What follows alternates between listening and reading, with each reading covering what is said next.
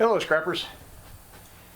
Today I thought I'd do a review on this Creworks manual wire stripper.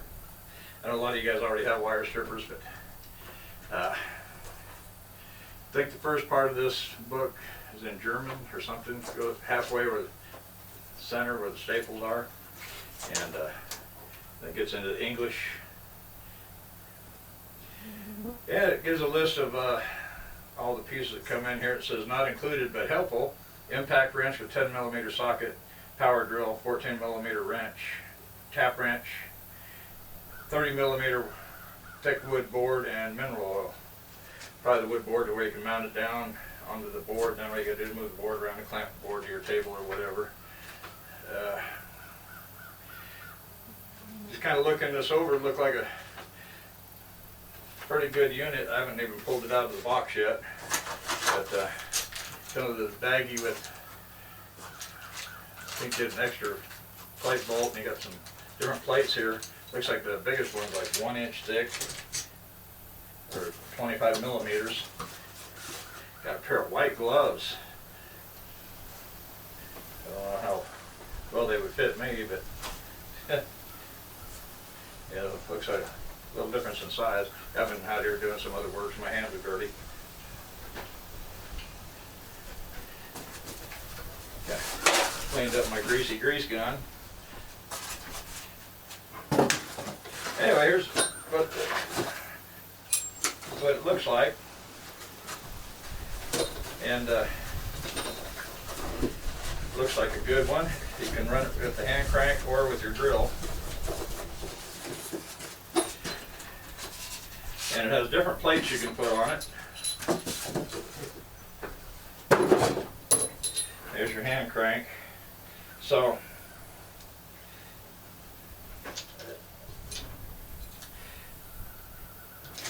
this one,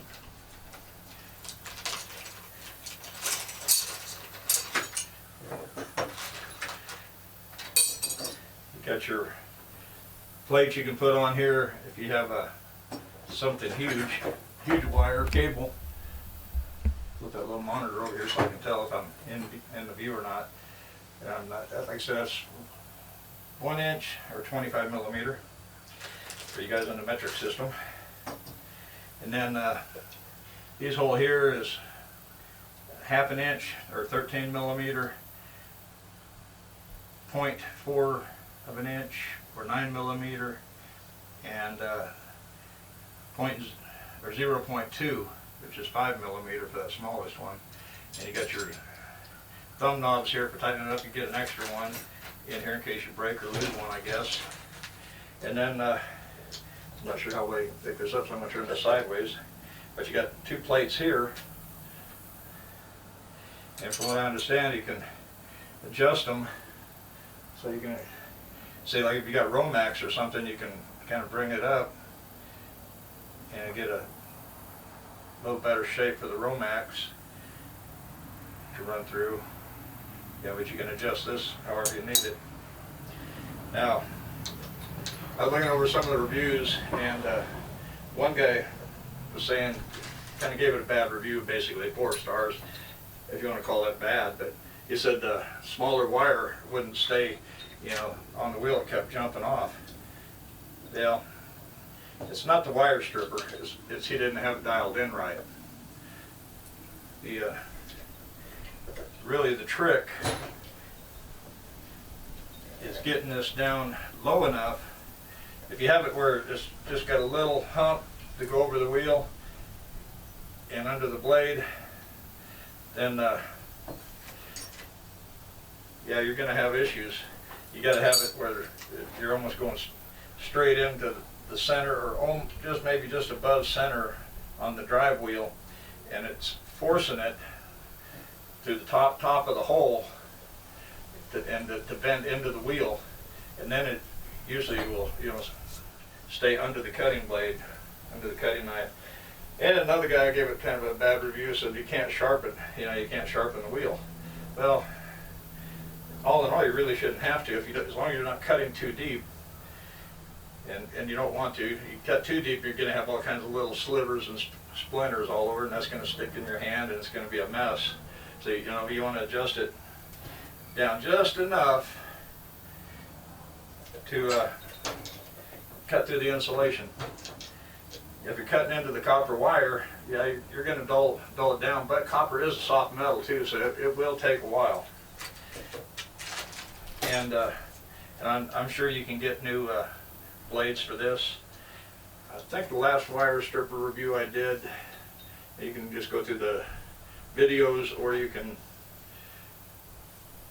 go onto my Amazon affiliate link and kind of look at the wire stripper that I put into the Amazon store before this one, and that will show you which one I did. It's a small electric one. It's built pretty good too. But I'll go ahead and get the hand crank put together, and then we also have this little attachment right here.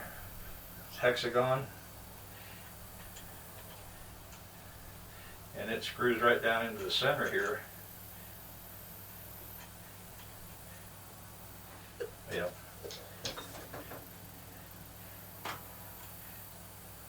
Yeah, it's normal thread. There it goes. It just kind of a little bit rough getting it in there. But supposedly, I don't know if it's going to fit. It looks like it's too big for. Yeah, it's too big for one of those.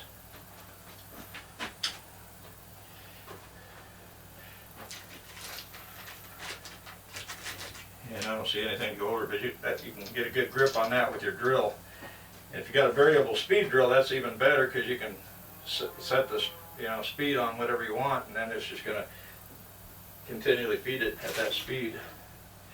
But I'll go ahead and get set up and get my wire out here, and we'll try to strip us some wire. So, back in a minute. Okay, I've got it somewhat set up.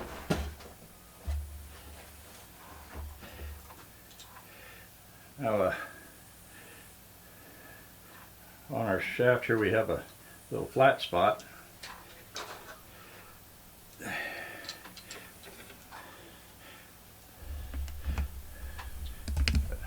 Turn this where I can see what we got going. I put this on Allen wrench. You don't want to tighten it up too much, or your piece here won't spin. If you have some Loctite, or if you can find another nut that fits this, I was hoping they had one in the bag. They don't, because you got to hold this in with the Allen wrench, put another nut on there like a lock nut, where it would lock it in place, and then the bolt won't move, and you can still have, free play here. So if you guys from Creworks are watching this, you might throw in a locking nut on that. So if you don't have a locking nut, or maybe you put a dab of Loctite on there, or a little silicone, put it on the threads before you screw it in, and that way it'll set up and hold it in place. You don't have to worry about it coming loose. But it may not come loose anyway, you never know. And here we got a little flat spot. So what you want to do, where the flat spot is, that's where you want your screw to go. And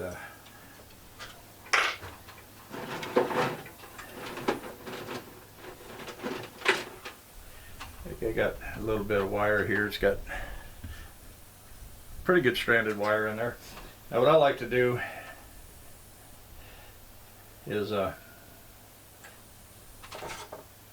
cut me a piece 6, 8, 10 inches long, not real long. And I'm going to release my clamp here for a second. A couple tools I like having handy too, your side cutters and maybe wire cutter strippers, and sometimes even needle nose might help.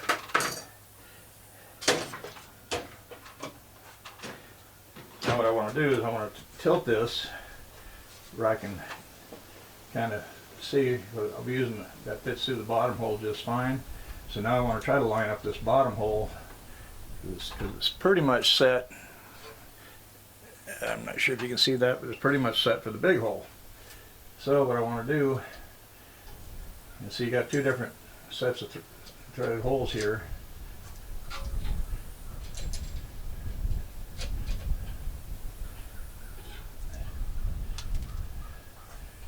So that looks like it might work.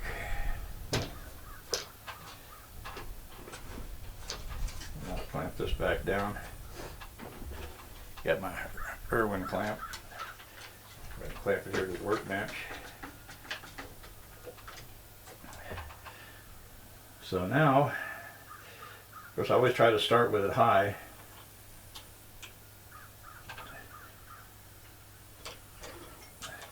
You didn't hardly want to pull it through, that's how high it is.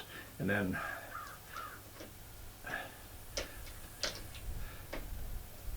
come down kind of a little bit at a time.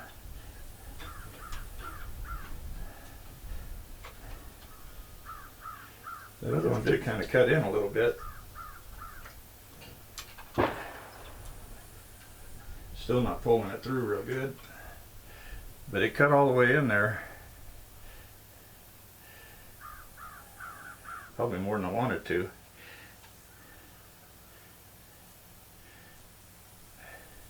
It's coming apart pretty clean though.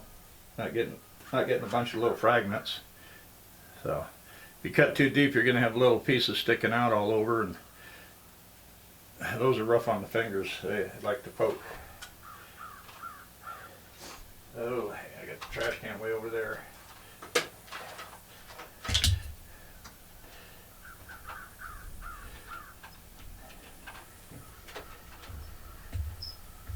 Yeah, it's cutting pretty nice.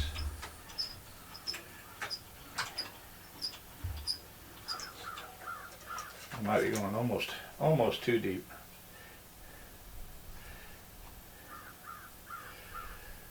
It's kind of a fine line where it's going to be cutting in or cutting in too much. See the way it's coming off here, I probably went a little bit too deep. Yeah, kind of making a mess.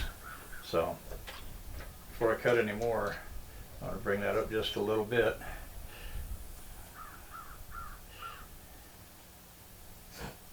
The way this is kind of feeling right now, like it needs just a few drops of oil on the threads.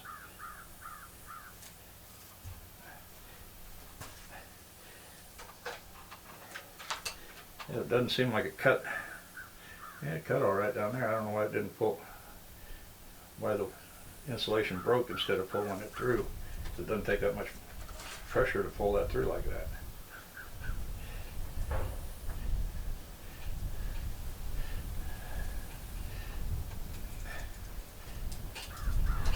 Let's see if this next piece works a little bit better.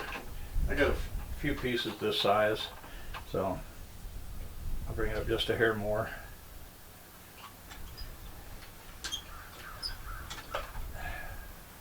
Okay, there you can just barely see the copper cut all the way through.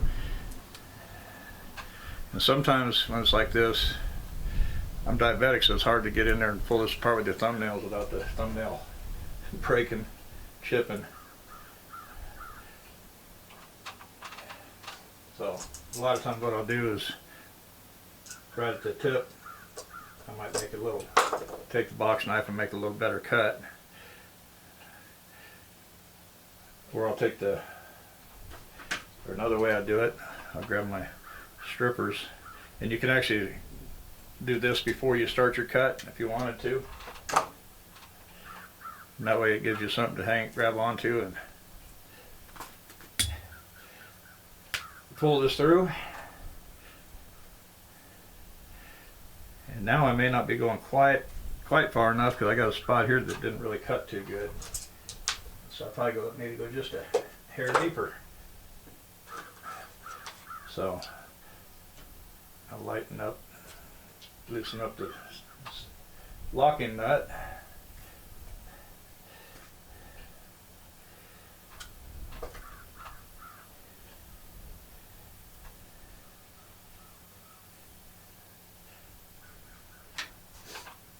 Okay, I'm going to go ahead and pull this off of here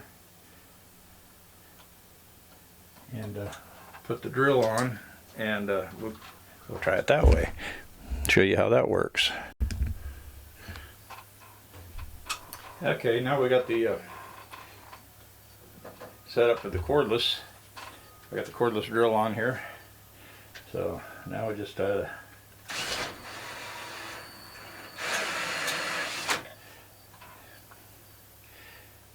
was trying to play with one of my couple of my corded drills that have variable speed, but you know, the variable speeds seem like they want to go, you know, lock it in at a certain speed, but they seem like they're all just too fast. So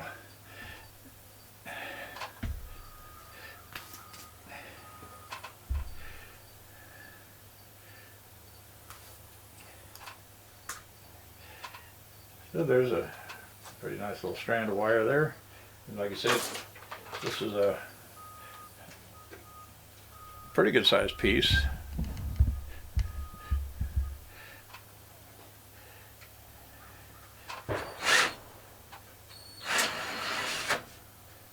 You don't have to go push that button too hard. It buzzes it right through there.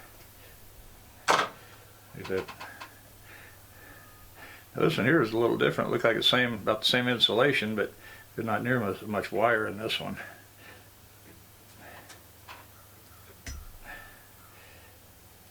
Again, his wire was smaller diameter, it probably didn't cut in as deep.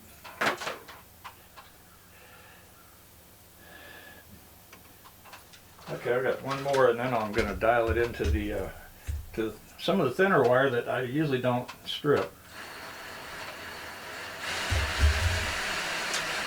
Of course, some guys they get a wire stripper and they want to strip everything, which is fine.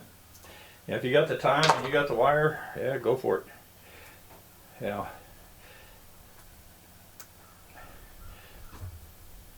You might find that some of that thinner wire though might take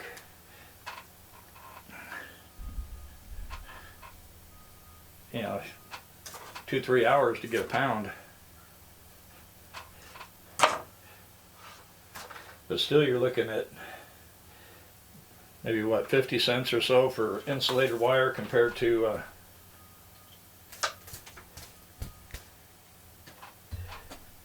$3 a pound. Yeah, 50 cents a pound compared to $3 a pound. But you know, you gotta decide for yourself what your time is worth. Yeah.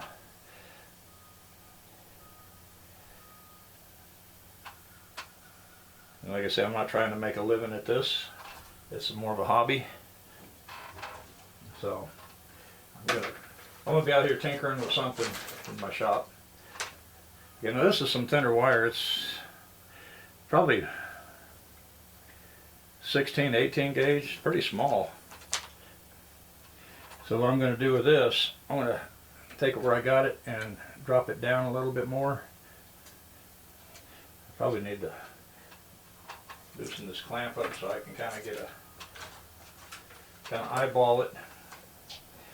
And I know it's going to be heavy on this end right now. I got a little deal on the side of my workbench where I hang my angle grinder, and so I'm pretty heavy on this one side. Now what I want to do is where this drive wheel is, I want this little hole to be up a little higher than where it's at, but I want it probably just a little ways above center.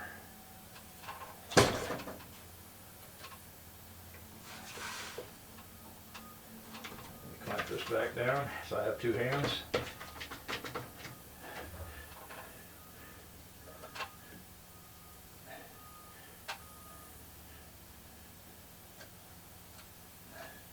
We'll try it right there, see what it does. And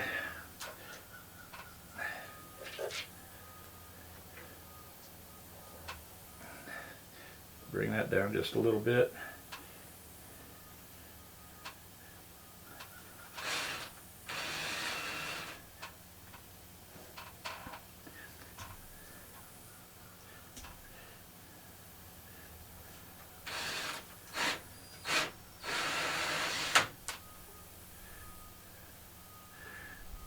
Okay, it started to cut.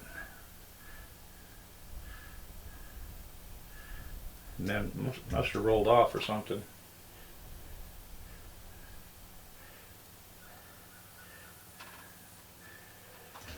If I get down here, I might have to almost get on my knees to look in there.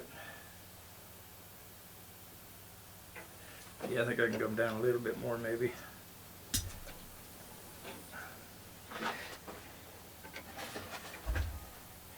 We'll try. Yeah. Actually, look at it, it looked like it cut all the way, pretty much. Might be a few spots that didn't quite get it, but I may have to come back up a little, or I might be cutting too deep. But if you get your hole too high, then you're going to have a tendency to where the wire is going to roll to one side or the other.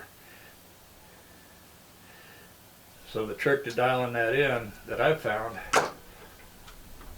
was where your drive wheel is.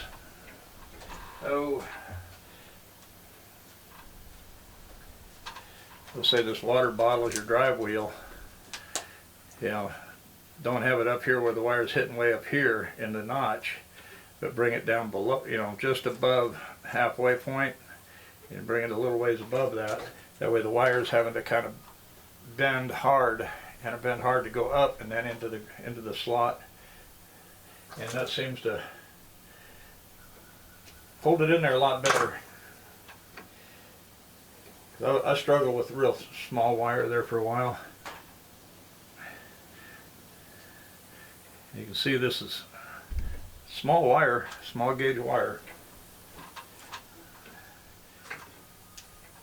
Yeah, if I put it in here, that's like 16 gauge right there. So yeah, I'm thinking it's probably 16 gauge wire maybe, which I know most of you guys probably don't strip 16 gauge. Let's try running another piece through.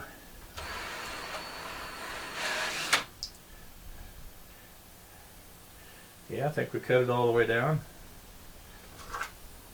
So I'm going to put this on 16 gauge right here, strip the end off. So I'm pretty sure it's 16 gauge wire.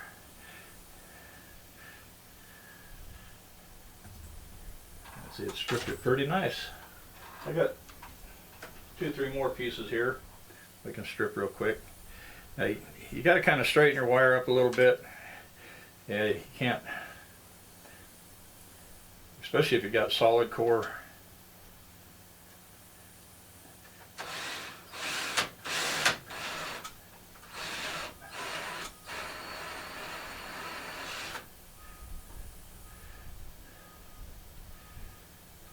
Okay, this doesn't look like it cut the first inch, it cut about 2 inches. But on the tail end, it looked like it cut all the way, so I guess I'll put this on 16.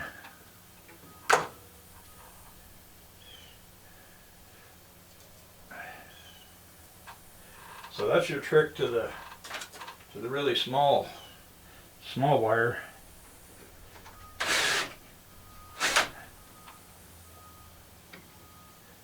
Yeah, cut it all the way from the start end, and there's the finished end. Like I say, sometimes instead of trying to fight the wire apart with my fingernails that like to break,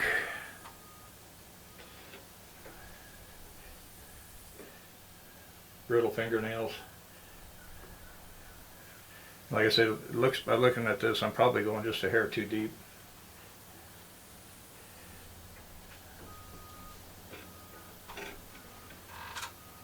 I got one more wire. I'll bring this, back this off just a hair. One more of these 16 gauge wires. Like I said, I normally don't strip 16 gauge. I could. I got a couple barrels full of it out there.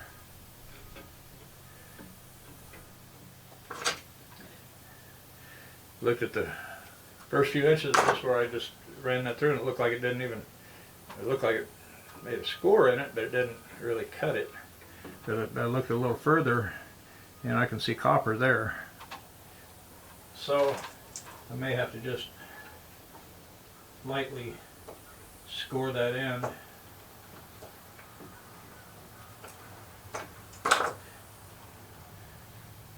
Score that 1/4 inch, 1/2 inch, whatever. Now it's pulling out. So it's coming out a little cleaner. Like I said, there's not much copper in that 16 gauge stuff, but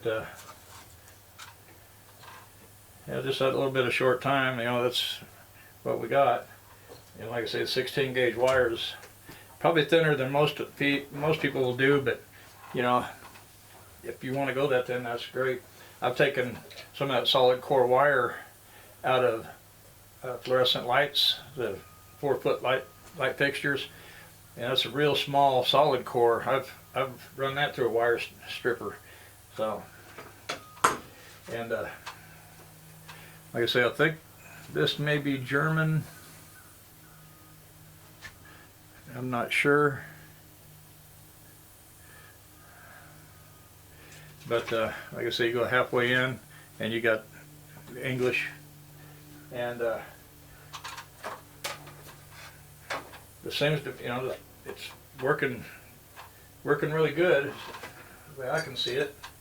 I do have a link to this in my Amazon affiliate page, so go to the description below the video and to my Amazon store, and it'll be under the tools I use. And like I say, it's got your 1-inch plate that you can put on here if you got a big cable to do. You can put these 2 plates on. I guess you can put, looks like you got this one here to set in one spot, and then this one here will slide, so you can go big or small if you just want, you know, something like that.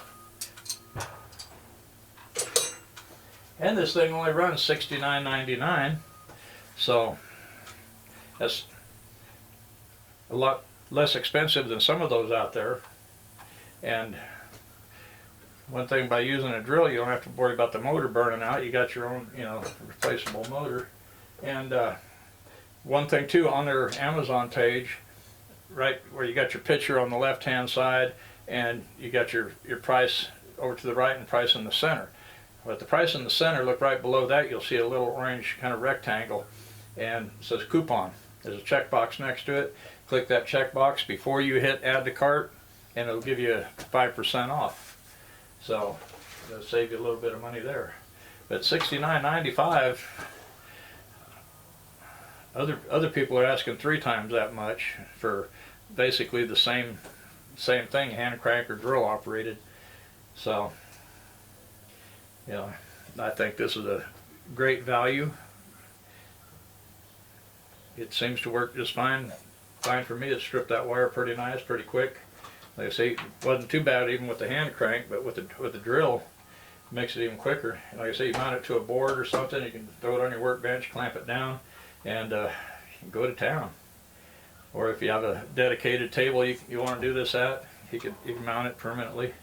So I hope you guys enjoyed the video. I hope you enjoyed this little wire stripper. I know a lot of you guys are in the market for wire strippers. Some of you guys are new to scrapping, and I know it takes a while to get tools built up. And like I always try to do is, I try not to sell everything, all the scrap that I get. I try to put a little bit back each day or each week, and let it build up. You know, I might stash a little copper this week and a little brass next week. That pays good. And you know, I sell a little here, a little there, but I don't sell it all.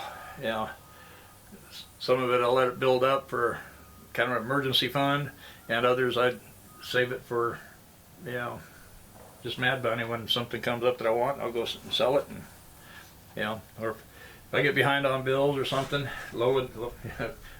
overdrawn in the bank, something like that, you know, I got that money to fall back on, that copper.